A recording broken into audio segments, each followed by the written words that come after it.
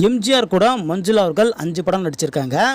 இந்த 5 படங்களில் மஞ்சுளா அவர்கள் கதாநாயகி அறிமுகமான ரிக்ஷாக்காரன் திரைப்படம் 150 நாட்கள் மேலே ஓடி வசூல் ரீதியாக மிகப்பெரிய வெற்றி அடைஞ்சது.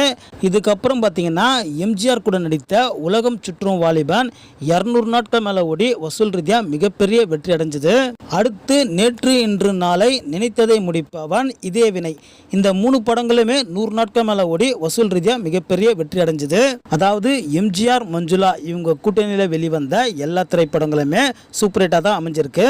அடுத்து சிவாஜி கூட பார்த்தீங்கன்னா எங்கள் தங்க ராஜா, டாக்டர் சிவா, மன்னவன் வந்தானடி, என் மகன், உத்தமன், அன்பே ஆருயிரே, அவன்தான் மனிதன். சிவாஜி மஞ்சுளா கூட்டணியில் மொத்தம் 7 படங்கள் வந்திருக்கு.